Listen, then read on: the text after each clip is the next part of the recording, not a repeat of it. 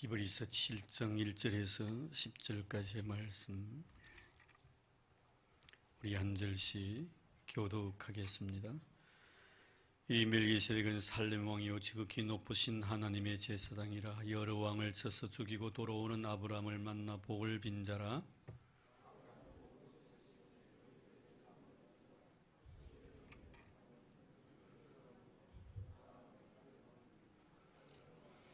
아버지도 없고 어머니도 없고 족보도 없고 시작한 날도 없고 생명의 끝도 없어 하나님의 아들과 닮아서 항상 제사장으로 있느니라.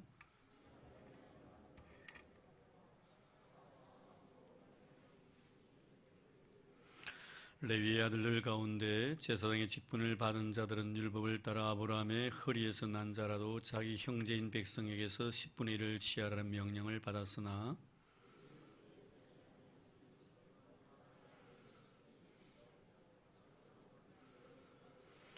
논란의 여지 없이 낮은 자가 높은 자에게서 축복을 받느니라.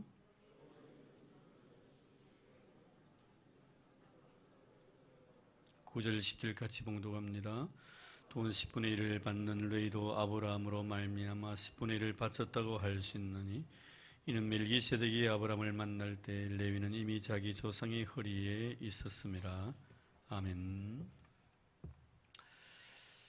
네, 오늘 본 말씀에는 이 멜기세덱이라는 참 알 수 없는 한 인물이 등장을 합니다. 가끔 우리 목사님들이 만나서 이런저런 이야기를 나누다가 좀 아리송한 사람들이 있으면 저서 멜기세덱이 아니냐 이렇게 이야기를 합니다. 어디서 왔으며 그 신분에 대해서 명확하지 아니할 때는 멜기세덱이라고 이렇게 우리가 별명을 붙여주고 웃기도 하곤 합니다. 사실 이 멜기세덱의 그 사역을 우리가 자세히 이렇게 연구를 해보면 예수님의 사역과 너무나 닮았다 하는 것을 한눈에 볼 수가 있죠.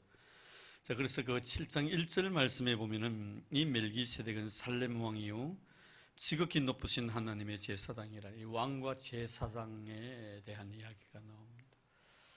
우리가 이미 뭐 다 상식적으로 알고 계시겠지만 하나님께서 머리 위에 기름 부으심을 허락하신 분들 세 종류의 직책을 가진 자예요. 첫째는 왕이고 둘째는 제사장이고 셋째는 선지자입니다. 이 세 사람에게 이렇게 기름을 부어주시죠. 근데 왕이 제사장이 될 수가 없고 제사장이 왕이 될 수가 없습니다. 다 이런 직분에 다 차이가 있기 때문에 그런 것입니다.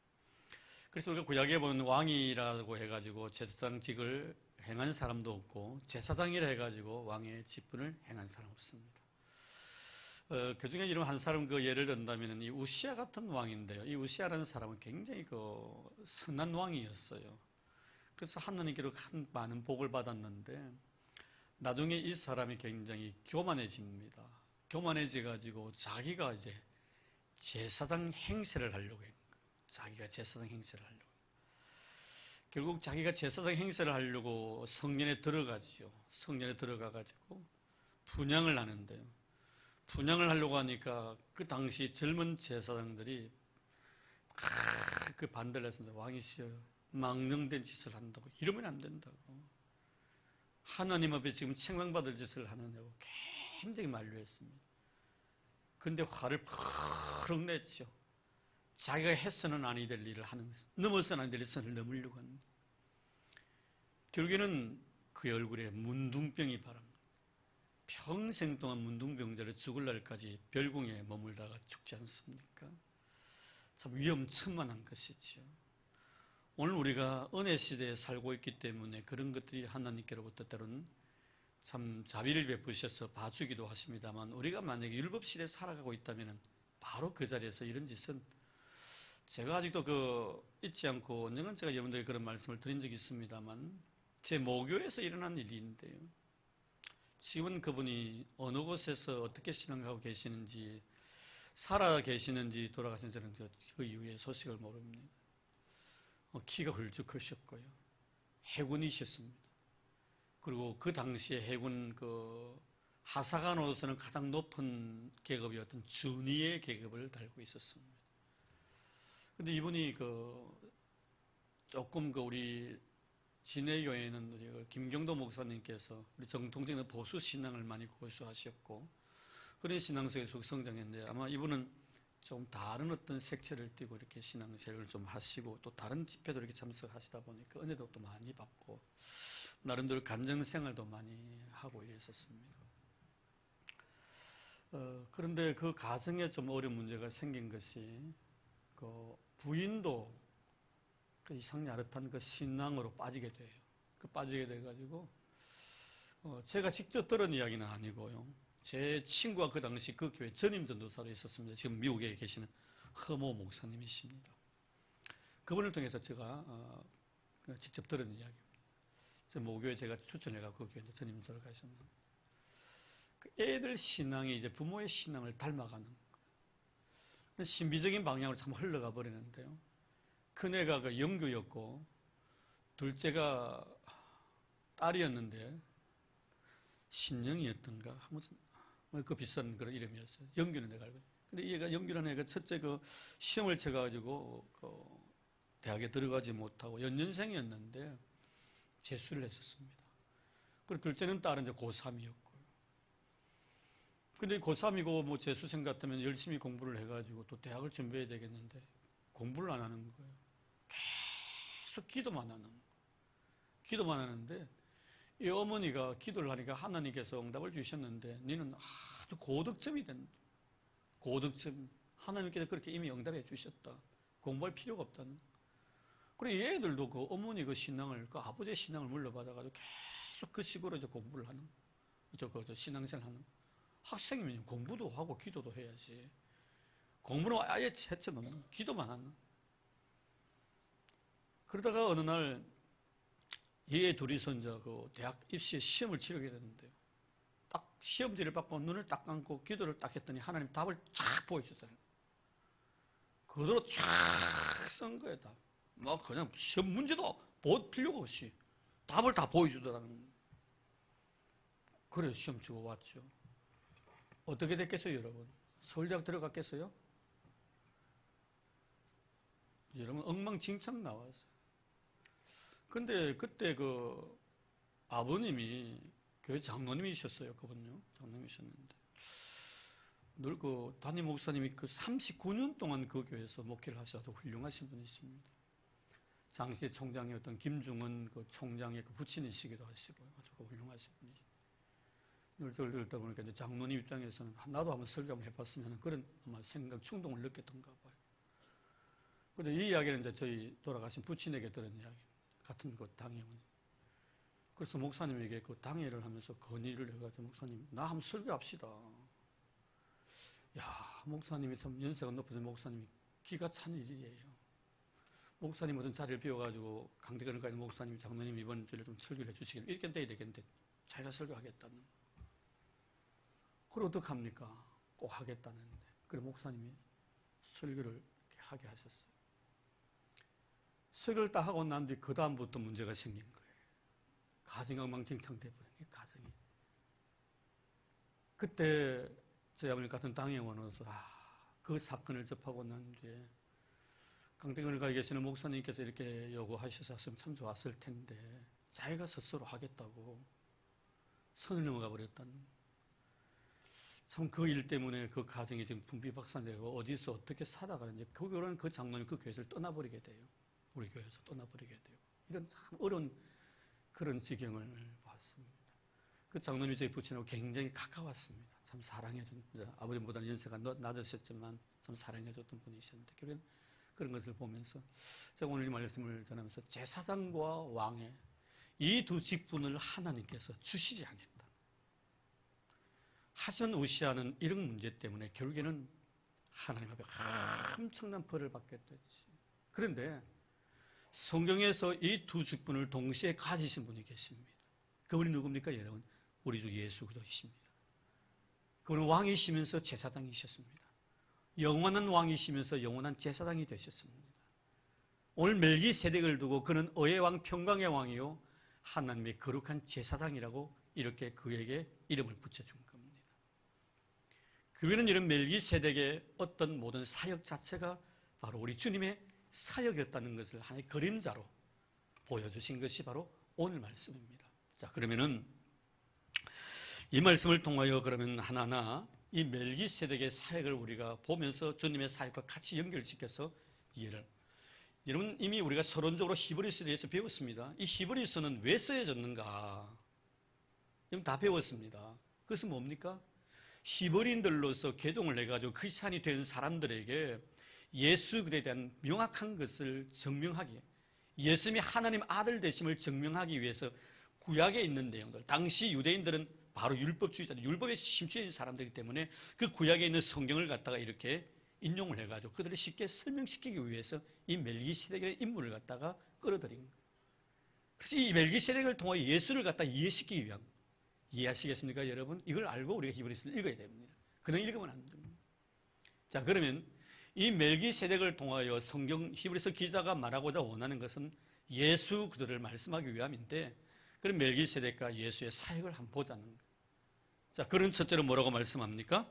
오늘 2절 보면 아브라함이 모든 것의 10분의 1을 그에게 나누어 주니 그 이름을 해석하면 먼저는 의의 왕이요 그 다음은 살렘 왕이니 곧 평강의 왕. 의의 왕 그리고 살렘 왕, 즉 평강의 왕.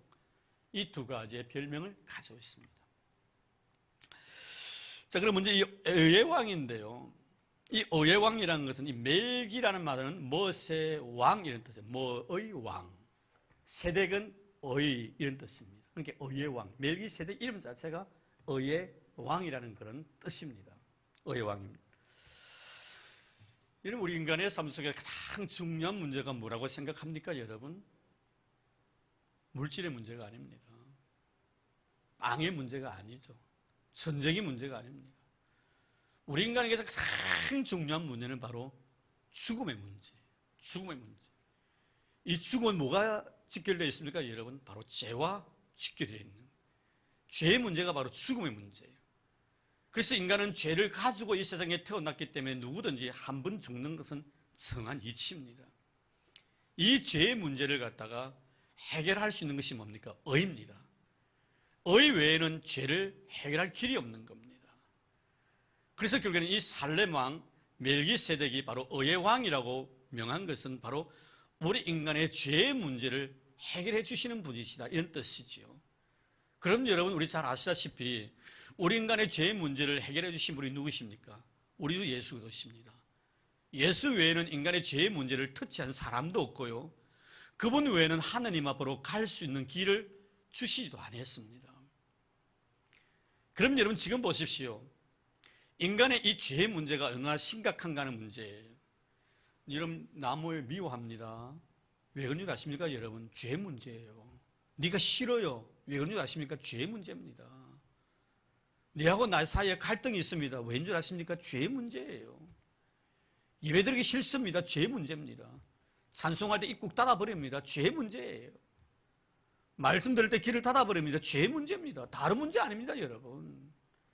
죄의 문제가 그만큼 우리 인간 전체를 지금 뒤덮고 있다는 거예요. 지금 여러분 보십시오. 이 죄 문제로 인해서 고통당하는 사람들이 얼마나 많은가 말이에요. 마음에 평안이 없는 것도 죄 문제입니다. 결국 여러분 이 죄의 문제를 우리가 해결해야만이 하나님 앞으로 갈 수 있는 거예요. 우리 예수님 그런 말씀하셨죠. 나는 길이요 진리요 생명이니 나로 말미암지 아니하고는 하나님께로 갈 자가 없다고 했습니다. 예수가 바로 길이고 진리고 생명입니다. 그분을 통해서야만이 하나님 누구십니까? 의로우신 분이십니다. 의로우신 하나님이시기 때문에 하나님의 얼굴을 배울 수 있는 사람은 죄를 가지고는 하나님의 얼굴을 배울 수가 없습니다. 의로워져야만이 그 사람이 하나님의 얼굴을 볼 수가 있는 거예요. 여러분 마음이 청결한다는 복이 있나니 저희가 하나님을 뵐 것이며, 누가 청결한 사람입니까, 여러분? 의로운 사람이 되는, 죄가 없는 사람이 되어야만이 그 마음이 깨끗해진단 말이에요. 예수의 십자가의 은혜로 인해 내 죄의 문제가 해결받았다는 이런 믿음의 확신이 있는 자만이 하나님의 아들이 되고 하나님의 얼굴을 볼 수가 있다는 거예요. 자, 그럼 여러분 이 죄의 문제를 갖다가 해결해 주시고 우리를 의인 만드시기 위해서 친히 죄인 되어 주신 분이 누구십니까? 예수 그리스도십니다. 그분이 죄인 되어 주심으로 인해서 우리가 의인이 됩니다. 그분이 십자가 위에서 우리의 죄를 죽어 주심으로 인해서 우리가 살아난 거예요. 그분이 바로 진실한 의인이란 말이에요. 의인이 내 대신해서 죽어줌으로 내가 의인이 된 거예요. 죄 없으신 그분이 나의 죄를 죽어주심으로 말미암아 내가 죄 없는 자로서 하나님 앞에 나중에 서게 된단 말이에요. 지금 여러분, 이 멜기세덱을 의의 왕이라고 명한 것은 바로 우리 주 예수 그리스도의 하나의 그림자입니다. 예수님이 우리의 의의 왕이라는 것을 이 멜기세덱을 통하여 히브리인들에게 지금 인식시키기 위함, 믿게 하기 위함이다. 이게 바로 히브리서 기자의 의도입니다. 하나님께 성령을 통하여 그렇게 역사해 주신 거죠. 이 히브리 사람들은요, 멜기세덱 잘 압니다. 아브라함 때 아브라함이 11조 드린 사람, 받은 사람 다 압니다. 그래서 그 멜기세덱을 말씀에 끌어들여서 예수와 연결시켜서 지금 설명하고 있는, 이런 꼭 잊지 마십시오. 나는 내 스스로 어느 누구도 내 죄를 대신해서 죽어줄 사람도 없고요, 죽어준다고 해가지고요 그 사람으로 해서 내가 의인 될 수가 없습니다. 죄 없으신 예수 그만이 내 죄의 문제를 해결할 수 있고, 그분이 죽어주심으로 인해서 내가 의인됨으로 내가 하나님의 자녀가 되었다는 이 놀라운 신비한 비밀스러움이 이 멜기세덱의 삶 속에 나타나 있다는. 그 다음에 우리가 두 번째로 생각하던 이 살렘 왕입니다. 살렘 왕이라는 것은 평강의 왕, 평안의 왕, 평화의 왕이라는 뜻이죠. 살렘 왕입니다. 살렘입니다. 평안입니다. 평화입니다. 샬롬이라는 뜻이죠. 여러분, 우리 예수님께서 가만히 보면 이 세상에 오실 때 들에서 양을 치고 있던 목자들에게 천군 천사가 나타납니다. 천군 천사가 나타나가지고 예수의 이 세상에 오심에 대한 계시의 말씀을 하십니다. 그때 뭐라고 말씀하십니까? 지극히 높은 곳에서는 하나님께 영광이요, 땅에서는 기뻐하심을 입은 모든 사람들 중에 평화로다예요. 평화의 왕으로 이 세상에 오실 예수 그리스도에 대한 계시의 말씀이셨습니다. 우리가 가끔 교회에 이렇게 다니시지 않는 분들이 교회에 나와서 신앙생활을 시작했을 때 그분들이 이렇게 묻습니다. 교회에 나오시고 나신 뒤에 좀 삶의 변화가 있습니까? 라고 물으면 이런 보편적인 이야기를 합니다. 참 교회 가니까 참 평안합디다, 이런 이야기를 하십니다. 저는 그런 이야기를 참 많이 들어봤어요. 교회 가니까 왠지 마음이 참 평안합디다. 여러분, 왜 교회 오면 마음이 평안하신 줄 아십니까? 예수의 영이 그 마음을 지배하기 때문에 그런 거예요. 교회 와서도 여러분 마음이 평안하지 않는 것은 그저 몸만 와 있는, 그 영이 예수의 영에 의해서 지배를 받지 못하기 때문에 불안한 거예요. 예수의 영이 나를 통치하고 예수의 영이 나를 다스리고 예수의 영이 나를 완전히 리드해 나가면요, 마음에 참 평안이 있습니다. 예배할 때마다 기쁨이 있다는, 이것을 우리가 신앙생활을 통하여 많이 느끼는 것입니다. 예수 영이 없으니까요, 돈 걱정도 나고 자식 걱정도 되고 또 내 자신의 삶에 대해서 이런 걱정이 됩니다. 예수 영이 없으니까 다람쥐 빵꾸 난 것까지 옛날 생각, 본전 생각도 나고요. 그래서 그거 생각하면 밤에 잠도 못 이룹니다. 여러 가지 기타 등등 이런 것 중에 얼마나 걱정 근심이 많습니까? 근데 예수 영이요 나를 다 지배해버리면요, 마음이 얼마나 평안한지 모릅니다. 여러분, 성경 말씀 욥기서를 보십시오. 하나님의 영이 욥을 완전히 지배합니다. 그 많던 거 다 가져갔습니까? 여러분, 그러면 잠이나 오겠습니까? 여러분, 얼마나 힘들겠습니까? 자기의 사랑하는 아들 10명 다 하나님 데려갔었고, 그 많은 재물 다 가져갔었고요, 심지어 자기 자신의 아내도 떠나버렸고요, 몸에 병까지 났습니다. 이러면 여러분 정신 이상자가 됐죠. 아마 그럴 거예요. 살 가치가 없다고 자살해버릴 거예요.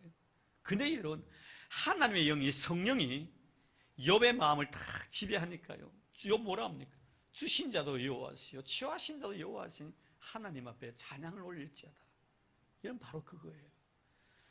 여러분, 우리가 자주 듣는 이야기지만 베드로 같은 경우도 그렇잖아요. 여러분, 그가 복음 전하다가 감옥에 들어갑니다. 예수의 영이 완전히 그를 갖다가 지배해버립니다. 머리끝부터 발끝까지 어느 부분만 지배하고 어느 부분만 지배를 당하지 않는 것, 전 인격이 성령을 통하여 완전히 지배해버립니다. 성의 다스림을 받는 것. 내일 죽습니다. 얼마 전에 야곱을 죽였더니 헤롯이요, 얼마나 유대인들이 좋아하는지 쌍수 들고 한영을, 야, 참 이렇게 되면 정치하기 참 쉬울 것 같아요.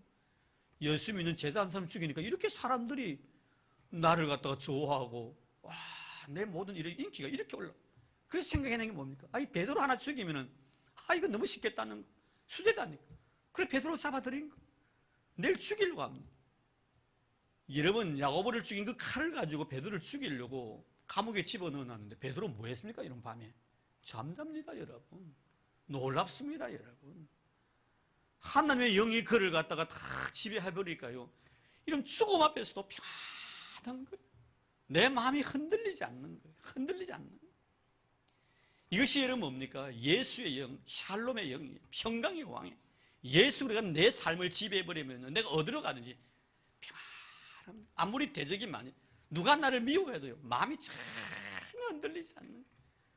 누가 나를 시기하고 누가 나를 질투해도요, 전혀 마음이 흔들리지 않아요. 왜? 하나님의 영이 나를 다스리고 있다는 것을 내가 믿고 있기 때문에. 그리고 그래요. 하나님의 영의 지배를 받고 있는 사람은요, 나의 대적은 나를 미워하는지 모르지만 나는 미워할 필요 없네. 하나님의 영이 나를 붙들고 계시는데. 그래서 그 하나님의 예수의 영은 바로 평강의 영. 오늘 여러분 멜기세덱을 향하여 평강의 왕이라고 한 내용이 바로 이 말씀인 것입니다. 그래서 우리 주님께서요, 부활하시고 나신 뒤에 제자들에게 나타나서 제일 첫 마디가 무엇입니까, 여러분? 평안하뇨라고 묻습니다. 평안하뇨라고 묻습니다. 주님께서는 요한복음 14장에 보면요, 제자들에게 무슨 말씀을 하십니까? 내가 너희에게 평안을 끼치노니 내가 주는 평안은 세상이 주는 것과 다르다고 말씀하시면서 염려, 걱정, 두려워하지 말라고 하셨습니다. 잠이 사로지요. 평강의 주님이십니다. 우리 찬송 하나 합시다. 주는 평화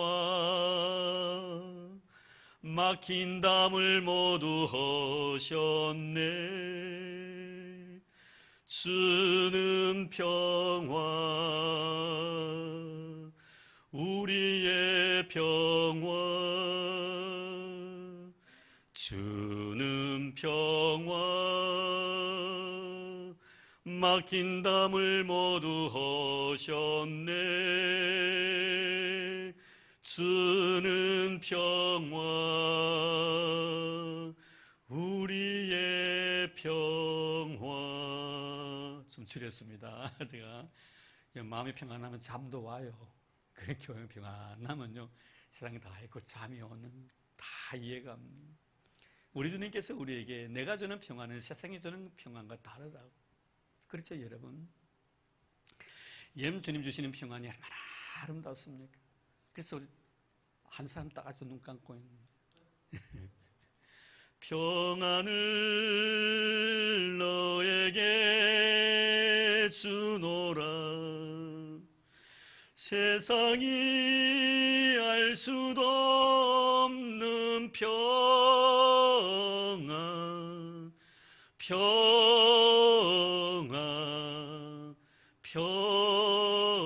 평안, 평안을 내게 주노라.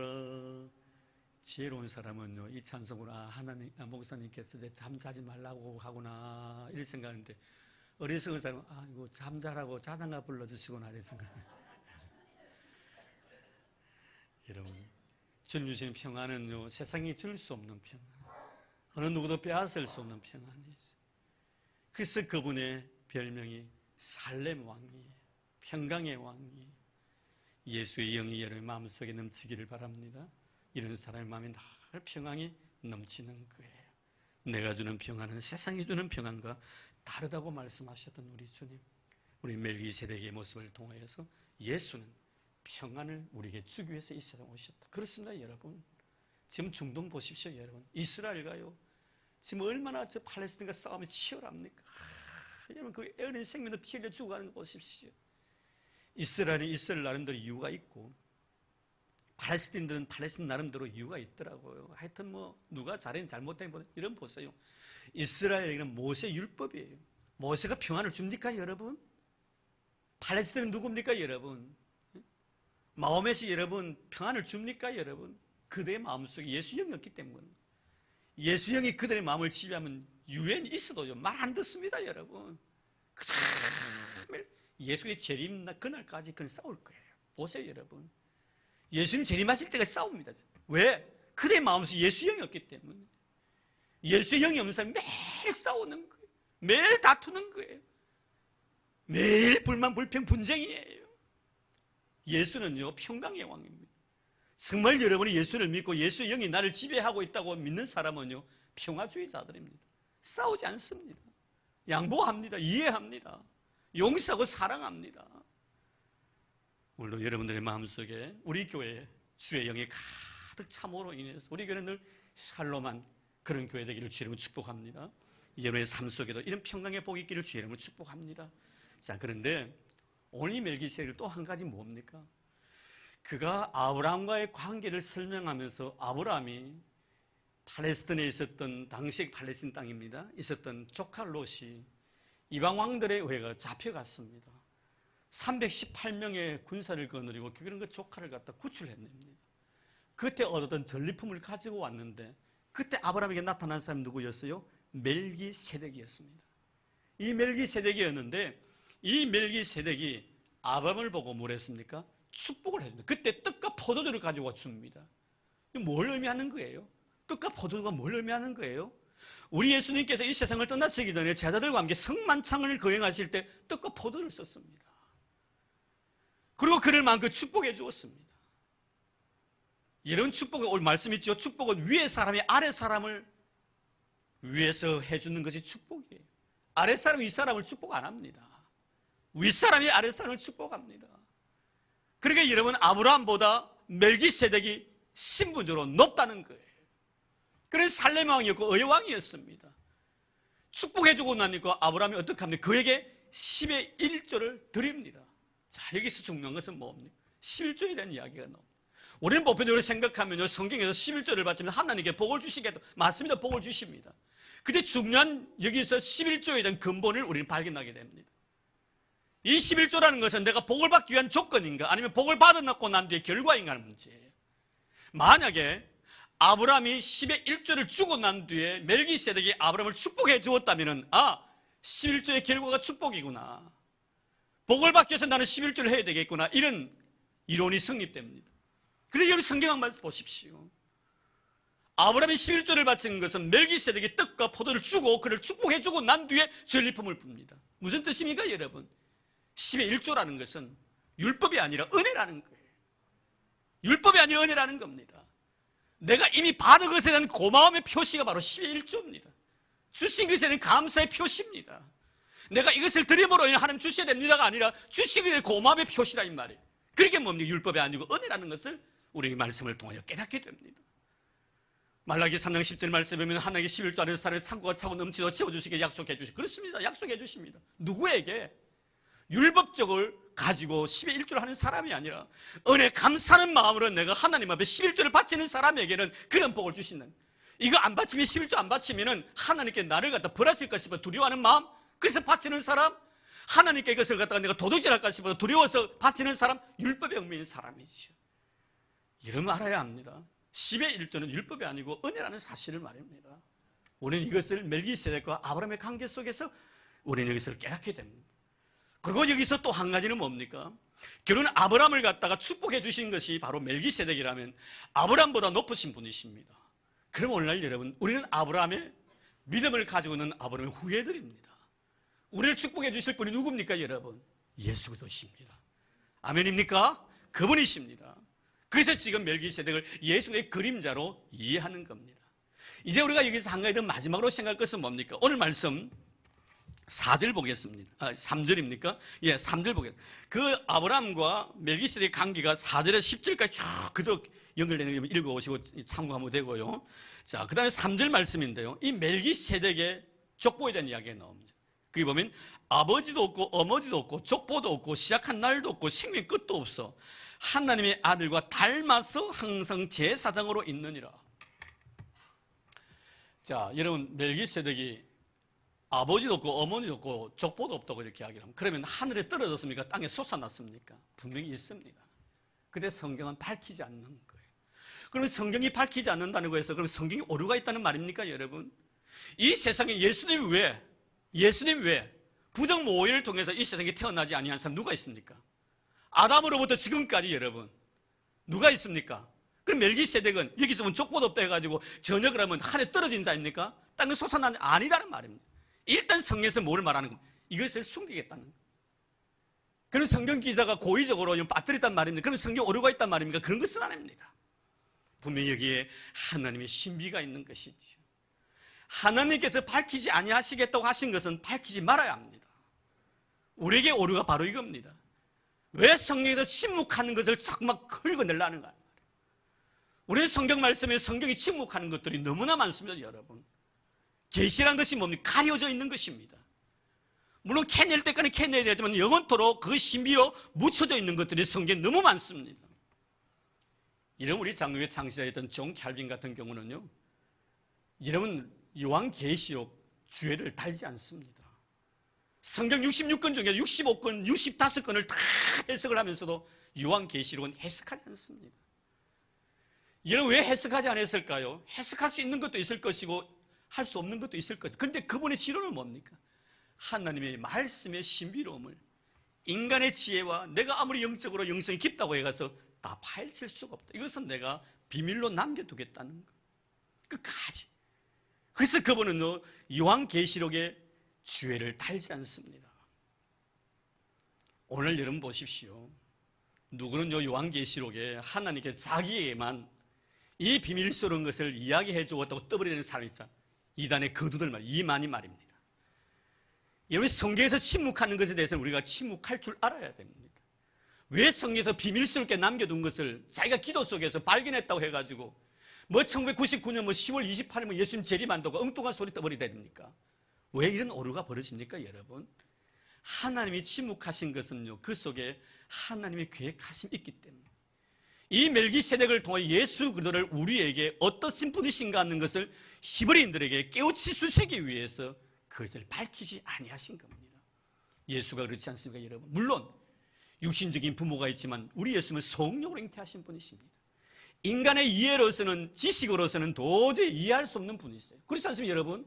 우리가 인간의 어떤 이해와 경험을 가지고 예수 그리스도의 하나님 되심을 갖다가 증명하면 못할 겁니다. 아무도 그것을 믿지 않을 것입니다. 이는 신비예요. 누구에게 주신 은혜입니까? 하나님을 예수 그리스도를 나의 구주로 믿는 자에게 주신 은혜입니다. 신비로움이에요. 여러분 오늘날 많은 이단자들의 특징이 바로 이겁니다. 다음 주에 우리가 총회에서 이단 경계주일로 8월 첫째 주일이 바로 이단 경계주일입니다. 지키는 날이에요.